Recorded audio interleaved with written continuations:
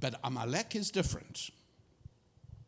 An example of Amalek, a very good example of Amalek, is Haman in the book of Esther. And his lineage, if you actually look at the verses where he's introduced in the book of Esther, you will find that it says, Haman, the son of so-and-so, the son of so-and-so, the son of Agag. And Agag was the king of the Amalekites, whom the prophet Samuel told King Saul to wipe out, because there is a commandment on all of us to wipe out Amalek.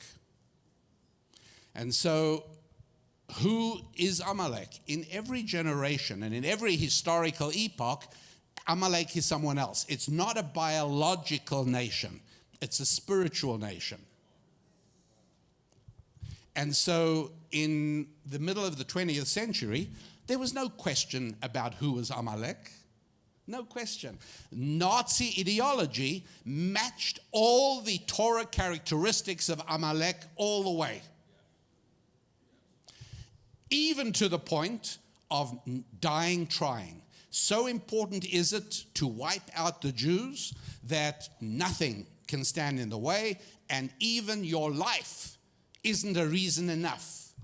This is why it was that the history books of the Third Reich, like William Shearer and also the architect of the Third Reich, write how at a certain point, you may remember, Germany decides to invade Russia.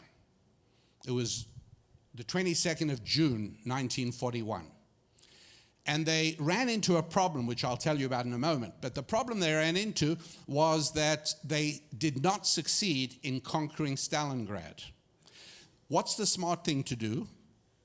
Bearing in mind that there's such a thing called the Russian winter, for which the German soldiers were totally unprepared. The smart thing you do, it's what the Israelis would do, it's what America would do. Hey guys, we miscalculated. We got to pull back, regroup, and try again at the end of the winter. What does Amalek do?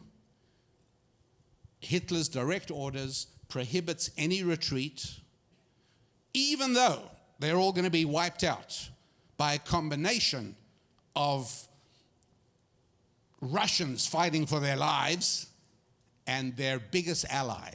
You know who that is? Not America. America's not in the war yet for another 6 months. The winter.